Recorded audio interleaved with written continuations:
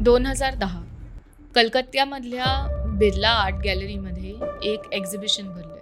काही प्रसिद्ध आर्टिस्ट, काही होतकरू आर्टिस्ट अशा दोघांचं एकत्रीकरण असलेलं हे प्रदर्शन. ज्यांना आर्टविषयी, कलेविषयी खूप आवड आहे ते या प्रदर्शनमध्ये येत होते, चित्र विकत घेत होते. त्यातलं एक चित्र मात्र कोणालाच दुर्लक्षित न करता येण्यासारखं होतं. ह्याचं कारण हे नव्हतं की तो आर्टिस्ट खूप प्रचंड फेमस होता किंवा खूप मोठा नावाजलेला आर्टिस्ट होता. पण त्याचं कारण असं होतं की ज्या सर्कमस्टन्सेसमध्ये, ज्या परिस्थितीमध्ये ते आर्ट घडलेलं, ती परिस्थिती खूप इंटरेस्टिंग होती. ही त्या आर्टिस्टची गोष्ट आहे. ही सजल बारोई आणि त्याच्या परिवाराची गोष्ट.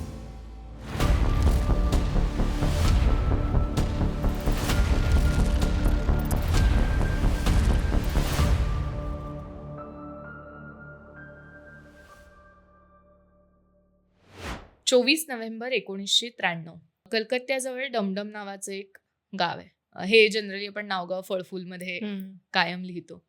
सो तिथे साधारण एक मिडल क्लास ते अपर मिडल क्लास अशी एक वस्ती आहे. त्याच्यात शुभम अपार्टमेंट्स नावाची बिल्डिंग आहे. आता साधारण मध्यमवर्गीय वस्तीमध्ये रात्री अपरात्री मध्यरात्री कोणाच्या तरी घरनं किंचाळ्यांचे आवाज येणं ही तशी भयावह गोष्ट आहे. 23 नोव्हेंबरच्या त्या मध्यरात्री हे असे आवाज त्या शुभम अपार्टमेंट्स मधल्या 4थ्या मजल्यावरून आल्यामुळे त्या अपार्टमेंटमध्ये राहणाऱ्या सगळ्यांचीच झोपमोड झाली. सगळे घाबरत धावत वाईटातला वाईट विचार करून ते अपार्टमेंट बाहेर गेले. तो किंचाळण्याचा आवाज त्या घराच्या आतून येत होता आणि पोलिसांना बोलवलं गेलं, दार फोडलं गेलं. थोडा त्यांना एक काय म्हणतात साय ऑफ रिलीफ वाटावा, कारण जी किंचाळणारी व्यक्ती होती ती होती हा सजल बारोई, जो 17 वर्षाचा मुलगा होता. त्याचे हातपाय खुर्चीला मागे बांधलेले होते. त्याला मारहाण झाल्याच्या खुणा होत्या. तो विव्हळत होता पण तो जिवंत होता. बापरे. तो धडधाकट होता. त्यामुळे त्यांना वाटलं की बर्गलरी किंवा चोरी, घरफोडीचा हा प्रयत्न आहे, पण ॲटलिस्ट काही जीवितहानी तरी नाही झालेली नाहीये. हा त्यांचा रिलीफ साधारण एक 2 ते 3 मिनिटं टिकला असेल. कारण ह्याच्यानंतर त्यांनी जे पाहिलं, त्यांनी कलकत्ता शहराचीच नाही तर भारताचीही झोप उडून गेलेली. बापरे. त्यांना दिसलं की जसं सजलला एका खुर्चीवर हातपायानी बांधून ठेवलंय, तसंच त्याची आई नियती हिलाही हाताला बांधून तिला एका सोफ्यावर बसवलंय. पण सजलप्रमाणे ती विव्हळत नाहीये, तर तिने मान टाकलीये, तिचा मृत्यू झालाय. बापरे. थोडं पुढे गेल्यावर त्यांना दिसलं रक्ताच्या नदीत पडलेला या बारोई परिवाराचा मोठा मुलगा काजल बारोई आणि या परिवाराचा कर्ता पुरुष सुबल बारोई. 3 खून झाले होते. एकाच परिवारातले 3 खून आणि एक नॅरो एस्केप त्या खुनापासून. वरकरणी खूप अत्यंत नॉर्मल हसतं खेळतं वाटणाऱ्या या कुटुंबावर अशी काय वेळ आली की एका रात्री त्यांच्या सगळ्यांचं जीवन उद्ध्वस्त झालं. ह्याआधी मी एक छोटी बॅक स्टोरी सांगते या कुटुंबाची. वरकरणी अगेन नॉर्मल कुटुंब वाटतंय, आई वडील 2 मुलं. पण ह्या कुटुंबात नॉर्मल असं काहीच नव्हतं. ओके. सुबल बारोई आणि नियती बारोई ह्या दोघांचं कायदेशीररित्या लग्न झालं. त्यांना लग्नानंतर काही काळातच मुलगा झाला, काजल बारोई. पण जसजसा तो मुलगा मोठा होत होता तसतसं यांच्यामध्ये भांडणं होऊन एक दिवस अचानक हा सुबल बारोई आपल्या बायकोला नियतीला सोडून दुसऱ्या एका बाईसोबत राहायला जातो, जिचं नाव आहे मिनोती बारोई. अरे बापरे. आता ह्या मिनोतीपासनं त्याला अजून एक मुलगा होतो, तो सुजोल बारोई. सुजोल जसजसा मोठा होतोय तसतसं परत सुबलला वाटतं की आता मिनोतीमध्ये पण काही अर्थ नाहीये, त्यामुळे तो परत आपल्या पहिल्या बायकोकडे जातो, नियतीकडे. आणि जाताना आपल्या जो दुसरा मुलगा आहे सुजोल त्याला घेऊन जातो. त्यामुळे हे असं एक अनयुज्युअल कुटुंब, म्हणजे सुबोलची 2 मुलं पण नियतीचा एकच मुलगा, असे त्या एका कुटुंबामध्ये राहत असतात. पण ह्या सगळ्या डायनामिक मध्ये वरकरणी काहीच प्रॉब्लेम दिसत नसतात. हसतं खेळतं कुटुंब असतं. मग अचानक असं काय झालं जेणेकरून कोणाला तरी इतकी ड्रास्टिक स्टेप घ्यावीशी वाटली. पोलिसांनी जेव्हा हा सगळा घडला प्रकार बघितला, ज्या पद्धतीने त्यांचे खून झालेले आहेत ते बघितलं, त्यांनी घराचा पंचनामा करायला सुरुवात केली आणि त्यांना काही विचित्र डिटेल्स दिसले.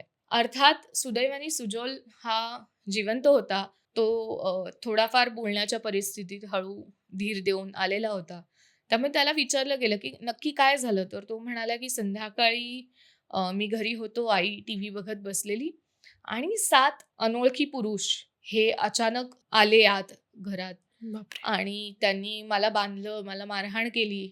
माझ्यासमोर आईचा गळा दाबून तिचा मृत्यू केला. पण माझ्या भावाला आणि वडिलांना कसं मारलं हे तरी मला काही कळलं नाहीये. त्यामुळे तुम्ही प्लीज पकडून द्या त्या लोकांना. मला एवढंच फक्त पुसटचं आठवतंय, की त्या 7 जणांपैकी 2 जण हे पंजाबीमध्ये बोलत होते. सो पोलिसांनी त्यांच्या प्रोसेसप्रमाणे सगळ्या घराचा पंचनामा करायला सुरुवात केली. त्यांना हे दिसलं, की काही कपाटं उघडली गेलेली आहेत. तिकडनं काही गोष्टी मिसिंग आहेत. थोडे व्हॅल्युएबल गोष्टी, कॅश ह्या गोष्टी मिसिंग आहेत. दुसरी गोष्ट त्यांनी याची नोटीस केली, की डायनिंग टेबलवर थोडंफार खाणं, थोड्याफार अर्धवट खाल्लेल्या बंगाली मिठाया आणि काही सुट्टे पैसे असंही ठेवलेलं आहे. त्यांना अजून एक गोष्ट दिसली, की ती म्हणजे सुजॉलला ज्या प्रकारे बांधलेलं हम्म. होतं ते इतकं घट्ट नव्हतं, की जर कोणी ठरवलं असतं तर ते सुटू शकलं नसतं. मी तेच विचारणार होते की त्याला कसं मारलं किंवा त्याला कसं कळलं की आपल्या घरातल्या लोकांना मारलंय पण त्यानंतर मला काहीच नाही दिसत आहे. एक्झॅक्टली. हाच प्रश्न पोलिसांनाही पडला आणि जेव्हा त्यांनी पुढे चौकशी केली, सुजयलनी कन्फेस केलं, की मीच या सगळ्यांचे खून केले. बापरे. येस. 3 खून केले. 3 खून केलेले. सो झालं असं, की वरकरणी हे जे चांगलं हसरं-खेळतं कुटुंब वाटत होतं, त्याच्यामध्ये असं काय चाललेलं, की त्यांच्या मुलाला एवढी ड्रास्टिक स्टेप घ्यावीशी वाटली. ह्याचे परत आता 2 स्टोरीज आहेत किंवा 2 थिअरीज आहेत. सुजॉल हा साधारण एक 16-17 वर्षाचा तरुण. त्यामुळे तो काय 11वी-12वी मध्ये असेल साधारण. सुजॉलचं वर्जन असं आहे, की माझी सावत्र आई माझा खूप छळ करायची. मला वडिलांकडनं काहीच प्रेम मिळायचं नाही आणि माझ्या आईवर त्यांनी खूप अन्याय केलाय किंवा माझे वडील हे माणूस म्हणून वाईट होते. मला खूप टॉर्चर करतायत. माझ्या अंगावर सिगरेटचे चटके बापरे. माझी आई कधी-कधी द्यायची. मला उपाशी ठेवलं जायचं. माझं पैसे कधी मला खाऊचे पण पैसे मिळाले नाहीत. याच्या विरुद्ध माझ्या भावाचे खूप लाड झाले ह्या गोष्टी. ही अर्थात सुजॉलनी त्याच्या मित्रांना सांगितलेली स्टोरी आहे. याची दुसरी बाजू अशी होती, की स्ट्रेट अप त्याला आपल्या आईचा बदला घ्यायचा होता किंवा वडिलांच्या प्रॉपर्टीमध्ये हिस्सा हवा होता. पण सुजॉलनी सांगितलेल्या ह्या गोष्टीमुळे त्याचे जे 5 जिगरी मित्र होते त्याच्या बरोबर त्याच्याच एवढ्या वयाचे 16-17 वर्षाचे जे त्याच्याच कॉलेजमध्ये शिकत होते ते म्हणजे रणजित मोंडल, आलोक सहा, देबाशिष डे, शुभ्रसील रे आणि समर सहा. ओके. हे 5 जण आणि सुजॉल ह्यांनी मिळून असं ठरवलं, की आपण या सुजॉलला त्याच्या त्रासातनं मुक्त करूया आणि एक परफेक्ट मर्डर प्लॅन करूया. पण मग फक्त 2 पंजाबी होते हे त्याने का सांगितलं असेल? काहीतरी स्टोरी थिअरी क्रिएट करायला. Okay. हे पूर्ण 7 पुरुष आले आणि हे केलं. ही सगळी भाकड स्टोरीच होती क्रिएट करायला की मग कोणाला तरी दुसऱ्यावर संशय शोधतील. जाईल किंवा असं. पण म्हणजे पोलीस हे सुद्धा शेवटी 17 वर्षाच्या मुलापेक्षा नक्कीच जास्त हुशार आहेत. हो. सो त्यांनी खूप म्हणजे वेळ घेऊन प्लॅन करून हा खून करायचं ठरवलं. त्यांना असं लक्षात आलं की गळा आवळण्यासाठी नारळापासून जी दोरी बनते, नारळाच्या सुतापासून जी दोरी बनते ती गळा आवळण्यासाठी बेस्ट क्वालिटीची दोरी आहे. त्यामुळे ती तिकडनं कोणीतरी सोर्स केली.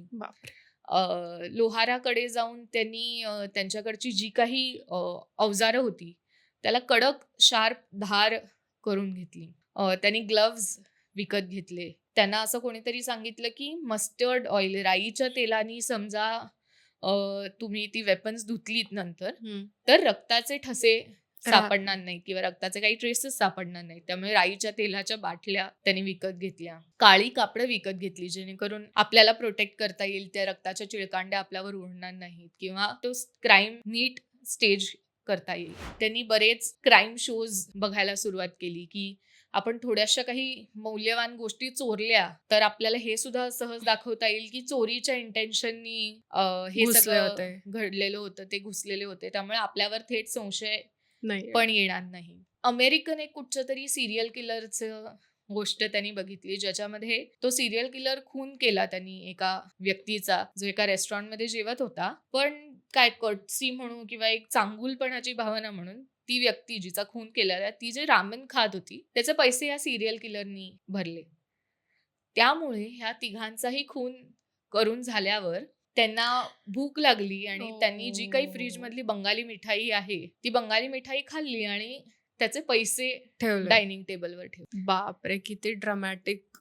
सो साधारण तो गुन्हा अशा प्रकारे घडला, की ते अ, 6 जण सुजोल आणि त्याचे 5 मित्र अशी 6 जण त्या बारोईंच्या घरामध्ये घुसले. त्यांना पहिले नियती बारोई दिसली, जी टीव्ही बघत होती. तिला एकटीला ओव्हरपॉवर करणं खूप सोपं होतं, कारण तिचं लक्ष नसताना मागून तिचा गळा आवळला गेला, तिचे हात बांधले गेले आणि त्या गळा आवळून तिचा सहजपणे खून त्यांना करता आला. ह्या वेळेला काजोल आणि सुबोल हे दोघं घरी नव्हते. हं. त्यामुळे ते जसे एक-एक करून घरी आले, तसतसे त्यांच्यावरही त्यांनी ह्या प्रकारे हल्ला केला. काजोलला मारताना त्यांना असं लक्षात आलं, की थोडा गळा आवरून पण तो मेला नाहीये. त्यामुळे गळा तर आवळलाच आणि त्यांनी ज्या धारदार सुरा आणलेल्या, त्यांनी भोसकून त्यांनी काजोलचा खून केला. सुबोल बरोबर पण त्यांनी हेच केलं. बापरे! आणि मग थोडीफार साफसफाई केली. थोडेफार असे कपाटं उघडल्यासारखं मौल्यवान वस्तू घेऊन त्या कुठेतरी दुसरीकडे नेऊन ठेवल्या. मग हे केल्यावर त्यांना भूक लागली आणि म्हणून त्यांनी फ्रिज उघडला आणि त्यात त्यांना ज्या बंगाली मिठाया दिसल्या, त्याचा मनमुराद आस्वाद त्यांनी घेतला आणि त्याचे पैसेही ॲज अ कर्टसी त्यांनी ठेवले. आणि ह्या सगळ्या प्लॅनला एक परफेक्ट करण्यासाठी दोरा, शेवटचं काय नॉट टाय करून एकदम व्यवस्थित गुन्हा घडेल, असं म्हणून त्यांनी सुजलला त्याच्याच बांधून घरच्या ठेवलं. खुर्चीवर बांधलं आणि त्यांनीच सांगितल्याप्रमाणे मारहाण केली, जेणेकरून तो जेन्युइन वाटेल. वाटेल. पण अर्थात पोलीस आहेत आणि कितीही गुन्हेगार हुशार असला तरी पोलीस शेवटी त्याला पकडतातच आणि पोलिसांनी त्याप्रमाणे त्या 5 जणांना पकडलं. त्यांच्याकडनं कन्फेशन्स घेतले. त्यांच्यावर पूर्ण ट्रायल 1998 पर्यंत ही ट्रायल चालली. सगळे साक्षी पुरावे घेऊन आणि 1997 मध्ये ॲक्चुअली सेशन्स कोर्टाने त्यांना डेथ पेनल्टी दिली हं. आणि ती पुढे हायकोर्टाने कन्फर्म केली. पण अर्थात आपण आता नागरिकशास्त्रामध्ये कळतंय, की एवढ्या सोप्या पद्धतीने जर ते काही गुन्हे होत असतील, तर ते कसं ना म्हणजे. नाही आणि म्हणजे मूव्हीज आणि सीरीज आणि या सगळ्या गोष्टी बघून प्लॅन करणं एवढं सोपं झालंय का? की एवढे वेपन्स सोपे अवेलेबल होतायत लोकांना? ॲब्सोल्युटली. आणि आत्तापर्यंत गोष्ट अजून अर्धवटच झालेली ओके. आपली. ओके. अजून मोठा भाग घेतला, ज्यासाठी मी नागरिकशास्त्रामध्ये ही गोष्ट डिस्कस करायचं इन्सिस्ट केलं. सो 1997 पर्यंत त्यांची ट्रायल. ट्रायल झाली. त्यांना फाशीची शिक्षा झाली. ज्या क्षणी त्या 5 जणांना फाशीची शिक्षा सुनावली गेली, त्या क्षणी ते एकमेकांना हसून टाळ्या द्यायला लागले, ॲज इफ काहीतरी त्यांचं मिशन सक्सेसफुल झालंय. आपण हे भगतसिंग किंवा अशा प्री इंडिपेंडन्स फिल्म्समध्ये खूप बघितलंय. हं. म्हणजे त्या अजय देवगणची जी हो. भगतसिंग फिल्म होती, हो. त्याच्यात जेव्हा त्यांना फाशी देत होते. तेव्हा ते ज्या उत्साहाने, की आपण काहीतरी हिरोईक काम केलं आणि त्याच्या बदल्यात आपल्याला फाशी मिळते, हं. ह्या आविर्भावाने जसे ती लोकं वावरत होती, तसंच सुजोल आणि त्याचे मित्रही त्या वावरत होते. आविर्भावाने वावरत होते. सो सेंटेन्स जेव्हा त्यांना फाशीचा दिला, त्याच्यानंतर त्यांनी हायकोर्टात अपील केलं त्याच्या विरुद्ध आणि त्यांना असं सांगितलं गेलं, की ठीक आहे, ओके. पण ह्यांची एकंदर वगैरे लक्षात घेता आपण फाशी नको देऊया, आपण त्यांना जन्मठेप देऊया. वाटलंच. सो त्यांना जन्मठेप दिली गेली. हे सगळे कलकत्त्यामधल्या बालीपूर तुरुंगामध्ये त्यांची शिक्षा भोगत होते. 2001 मध्ये मात्र सुजोलला काहीतरी मेडिकल इश्यूज झाले आणि त्यामुळे त्याला कलकत्ता नॅशनल मेडिकल कॉलेजमध्ये शिफ्ट करण्यात आलं, जिथे त्याची ट्रीटमेंट चालू होती. हं. या ट्रीटमेंटच्या दरम्यान सुजोलला भेटायला रोज त्याची गर्लफ्रेंड येत होती, बरं. जी त्याच्यासाठी बिअर्स आणत होती आणि ह्या बिअर तो तिथल्या तुरुंगातल्या शिपायांना, म्हणजे त्या हॉस्पिटलमध्ये त्याच्यावर निगराणी ठेवायला जे शिपाई होते, जे हवालदार होते, त्यांना तो ह्या बिअर्स पुरवायचा. पुरवायचा. 2001 मध्ये मात्र एक दिवस असा आला की त्याची गर्लफ्रेंड त्याच्यासाठी बियर घेऊन आली. त्या बियर्स त्यांनी सवयीप्रमाणे ह्या पोलिसवाल्यांना दिल्या. त्यांची पार्टी झाली. पण पोलिसवाले याच्यामधनं उठलेच नाही. कारण त्या बियर त्यांनी स्लीपिंग पिल्स टाकून बनवलेले. बापरे! आणि तो तिकडनं पळत ठोकून मुंबईला आला. मुंबईला त्यांनी 1-1.5 वर्ष उजळ माथ्याने फिरला. त्यांनी एका मुलीशी लग्नही केलं. लग्न करून त्याला असं वाटलं, की आता 1-1.5 वर्ष आपण इथे सुखाने नांदलोय. पण आता हे शहर काही फार आवडत नाही. आपण आपल्या शहरात परत जाऊया. असं म्हणून त्या बायकोला आसनसोलला सोडून तो स्वतः परत कोलकात्यामध्ये आला. एकटाच. एकटाच. आणि हा पळून गेलेला हो, कैदी. कैदी आहे. तो एकटाच परत कलकत्त्यामध्ये उजळ माथ्याने फिरतोय. आता त्यांनी त्याचं नाव बनवलं शेख राजू. आणि शेख राजू या नावाखाली त्यांनी एका लोकल गुंडाला जॉइन केलं. तो तिकडे लोकल चोऱ्यामाऱ्या करत होता. ह्या चोऱ्यामाऱ्या करताना तो पकडला गेला आणि त्याला प्रेसिडेन्सी जेलमध्ये टाकलं. आता आपली गोष्ट आपल्याला घेऊन जाते 2008 मध्ये. अलीपूर सेंट्रल जेलमध्ये नवीन जेलर भरती झालेले. त्यांच्या कामाचा पहिलाच दिवस होता आणि तिकडे आधीचे जे परत म्हणजे जाणारे जेलर होते किंवा जो काही जेल स्टाफ होता तो त्यांच्यासाठी एक ओळख परेड भरवत होता. की हे इथले जे काही परिसर जेलचा ओळख करून दे, कारण आता ते तुमच्या अखत्यारीत येणार आहे. त्यांनी जी ओळख करून दिली त्यामध्ये काही भुरटे चोर पण होते आणि त्या भुरट्या चोरांपैकी एक चोर होता शेख राजू. हे जे नवीन जेलर आलेले त्यांना काहीतरी गणलंय असं वाटत होतं.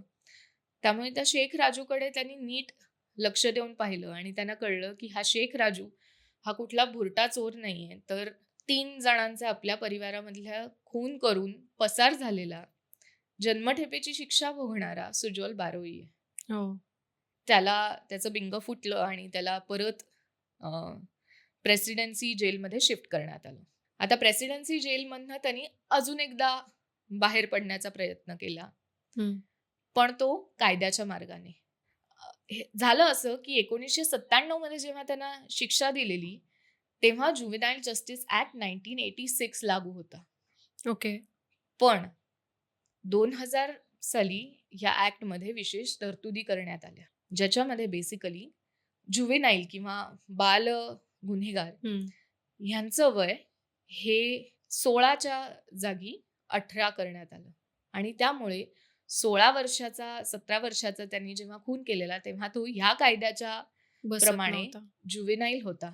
आणि ज्युव्हेनाईल जस्टिस ऍक्ट 2000 प्रमाणे 5 वर्षापेक्षा जास्त शिक्षा ही कुठच्याही म्हणजे बाल गुन्हेगाराला किंवा ज्याला ज्युव्हेनाईल इन कॉन्फ्लिक्ट विथ लॉ असं म्हणतात, म्हणजे त्यांना गुन्हेगार हा शब्द म्हणणं सुद्धा आपल्याकडे ग्राह्य समजलं जात नाही. तर अशा ज्युव्हेनाईल डेलिंक्वेंट्सना 5 वर्षापेक्षा जास्त वर्षाची शिक्षा देणं हे चुकीचं मानलं गेलंय त्या कायद्यात. आणि त्यामुळे परत जेव्हा त्यांनी अपील केलं त्या अपीलमध्ये हायकोर्टाने निर्णय सुनावला की ह्या ऍक्ट प्रमाणे त्यांना पूर्ण शिक्षा न करता त्यांना आत्ताच सोडून दिलं गेलं पाहिजे. आणि त्यामुळे 2010 मध्ये त्याला सोडून दिलं गेलं. त्याचा गुन्हा माफ झाला याचा अर्थ? त्याचा गुन्हा माफ झाला असं म्हणण्यापेक्षा म्हणजे एकार्थी कारण माफच झाला. आधीचा तर ऍक्ट त्याला लागू पडलाच नाही, म्हणजे सोडून देण्याच्या बरोबरच आहे हे 3 लोकांचा खून करून. जेव्हा तो जेलमधनं बाहेर पडला तेव्हा त्याच्या वकिलाच्या कारमधनं उजळ माथ्याने घरी जाताना बाहेर जे मीडियावाले त्याला बघायला आलेले त्यांना त्यांनी सांगितलं की जेलमध्ये असताना मी पेंटिंग्स करायला लागलोय आणि त्या पेंटिंग्सचं मी एक्झिबिशन लवकरच भरवणार आहे आणि ते एक्झिबिशन तुम्ही बघायला या, हे ते सुरुवातीला सांगितलेलं बिर्ला सेंटर मधलं एक्झिबिशन. आणि हा तो आर्टिस्ट सुजोल बारोई. आणि तो उजळ माथ्याने आर्टिस्ट म्हणून फिरतोय. येस. त्याच्यानंतर मध्यंतरी असेही काही रिपोर्ट्स होते की परत तो काहीतरी पेटी गुन्ह्यासाठी 2-3 महिने जेलमध्ये जाऊन आला. पण तो आत्ता काय करतोय हे कुणालाच माहिती नाहीये. पण एवढं मात्र नक्की की 3 निष्पाप जीवांचे त्यांनी हत्या केली आणि त्याची त्याला म्हणावी तितकी शिक्षा कायद्याची या कायद्यातल्याच कदाचित एका पळवाटीमुळे झाली की नाही झाली हा खूप मोठा कायदा. बरं, आणि त्याला पळवाट 2दा-3दा काढता आली एकदा असं नाही झालं. मग एकदा बेकायदेशीर पद्धतीने पळून जाऊन, पण एकदा तर कायद्याच्या हो. मार्गाने. आणि त्यात त्याने त्याचं रिलेशन पण हे केलं. हो. त्यामुळे तिला पण अबॅन्डन केलं. बापरे! पण ही किती हो. म्हणजे कायद्याची थट्टा एका पद्धतीने मला वाटते, की म्हणजे मी सुटू शकतो, तुम्ही काहीही करा. म्हणजे काहीतरी मी शोधेन आणि निघेन यातनं. हा जो होप देतोय आपण. आणि आय गेस आता निर्भयाच्या केस नंतर परत खूप चांगले बदल झालेले आहेत या जुव्हेनाईल जस्टिस ऍक्टमध्ये. पण मला पर्सनली असं नाही वाटत की 16 वर्षाची ची मुलं किंवा आता आजकाल 15 वर्षाची मुलं सुद्धा अ, ती केपेबल नाही आहेत आपल्या काय म्हणतात आपण जे काही कृत्य करतोय त्याचे कॉन्सिक्वेन्सेस काय आहेत हे समजण्या एवढे किंवा हे न न समजण्या समजण्या एवढे. एवढी अल्लड नाहीयेत ही मुलं. अगदीच. अ, त्यामुळे त्यांना कारण हे मीडिया प्रोटेक्शन. पण म्हणजे आपण जे काही बघतोय OTT वरती किंवा आता आपण पॉडकास्ट करतोय तो सुद्धा किंवा अजून असतील ज्याच्यामधनं माहिती मिळतेय, ज्याच्यातनं वाटा कळतायत आणि त्यात झालेले खून कळतायत आणि हे तर आपल्याला कळतंय ना, म्हणजे हे तर आपण ॲब्झॉर्ब करतोय. पण आता आपण आपली सीमारेषा कशी आखून घ्यायची, की यापुढे आपण विचार करायचा, नाही करायचा. तर ते कायद्याच्या भीतीचाच प्रश्न आहे ना मग तो परत. ॲब्सोल्युटली. आणि बरं एक नाही तर 5ही मुलं ही तयार होतात. आणि 6 परत टोटल ती लोकं. कुठे गेली? त्यांचं काय झालं? त्यांचं परत काहीच माहीत नाही. त्यांनी म्हणजे अपील त्यांनी सगळ्यांनी एकत्र फाईल केलं जेव्हा ते एकत्र बाहेर पडले. पण मध्यंतरीच्या काळात हा जेव्हा बाहेर सारखा सुटत होता, तेव्हा मात्र ही मुलं बहुतेक जेलमध्येच होती. पण अपील फाईल करून झाल्यानंतर मात्र हे सगळेच सुटले. कारण सगळेच साधारण त्या हो. वयाचे होते. त्यामुळे माझ्या मते वय हा एक नसावा हा क्रायटेरिया असू क्रायटेरिया. शकतो का? म्हणजे त्या कायद्याचं कितीही इंटेन्शन बरोबर असलं तरी अशा केसेस किंवा आपण जी अमरजीत सादाची केस म्हटली तो तर 8 वर्षाचा होता.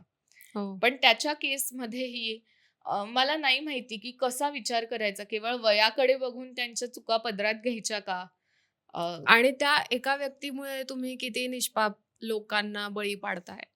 तो पण मुद्दा आहे आणि ते नाहीच सुटत आहेत ना यातनं किंवा त्या एक्झॅक्टली. माणसाकडनं फॉर दॅट मॅटर. एक्झॅक्टली. आणि असं नाही की जेलमध्ये गेल्यावर त्याची पूर्ण तो रिफॉर्म झाला आणि चांगला माणूस झाला. असं नाही होते. जेलमधून नंतरही तो वाईटच वागत होता. जेलमध्ये असतानाही तो वाईटच वागत आणि होता. सुटण्याचा प्रयत्न 2दा-3दा केलेला आहे त्याने. म्हणजे तिथेही परत सिस्टमवरती क्वेश्चन येतो, की एकच व्यक्ती इतका वेळ कसा प्रयत्न तरी करतो. हो ना. आणि मला ते ह्यातली म्हणजे माझ्याच सांगण्यातली सगळ्यात एक अम्युजिंग गोष्ट अशी वाटली, की खरं तर धक्कादायक आहे, की पोलिसांना तो बिअर गिफ्ट करायचा हे मी एक्झॅक्टली. पण किती सहजपणे सांगितलं. सो हे करप्शन पण नाही आपण आणि किती ऐकताना गृहीत. पण मी खूप सहजपणे ऐकलं कारण मी बघतेय ना OTT. मला सवय हो. झाली आहे. This is normal thing for me कारण मी बघतेय पडद्यावरती हे हं. होतंय. सो आपण गुन्हे नॉर्मलाइज करतोय असं वाटायला करप्शन लागलंय. नॉर्मलाइज करतोय किंवा आपली ड्युटी न करणं ह्या गोष्टी कुठेतरी नॉर्मलाइज करतोय. पण एक चांगलं आहे, की ह्या प्रकारच्या गोष्टींमधनं असंही आपल्याला कळतं, की कुठेतरी जस्टिस होतोय. हो. म्हणजे ह्याने कितीही तो मास्टर माइंड प्लॅन केला असेल शेवटी तरी पकडला पोलिसांच्या गेला. कचाट्यातनं तो बाहेर नाही पडला. तर ही म्हणजे एक एका त्यातल्या त्यात व्यक्तीने जरी चांगल्याने विचार केला किंवा योग्य विचार केला म्हणूया आपण, ॲक्चुअली. तरी ते थांबू शकतं. येस. येस. सो हा एपिसोड खरंच खूप धक्कादायक होता आणि इतकी निष्पाप मुलांकडनं हे कसं होऊ शकतं हा एक खरंच विचार करण्यासारखा प्रकार आहे. तुम्हाला अजून कुठच्या केसेस बघायला आवडतील? थोड्या नोन, थोड्या अननोन, इंटरनॅशनल केसेस तुम्हाला बघायला आवडतील का? हे सुद्धा आम्हाला कळवा. कमेंट सेक्शनमध्ये तुम्हाला ह्या सगळ्या प्रकरणाबद्दल किंवा ह्या कायद्यातल्या तरतुदीबद्दल त्याचा ज्या पद्धतीने वापर केला त्याच्याबद्दल काय वाटतंय हेही आम्हाला कळवा. आणि गुन्हेगार कोणवर तुम्ही खूप प्रेम दाखवता याबद्दल तुमचे खूप खूप धन्यवाद. हा व्हिडिओ जास्तीत जास्त लोकांपर्यंत पोहोचवा आणि नागरिक शास्त्रेला प्लीज प्लीज सबस्क्राईब करा. धन्यवाद.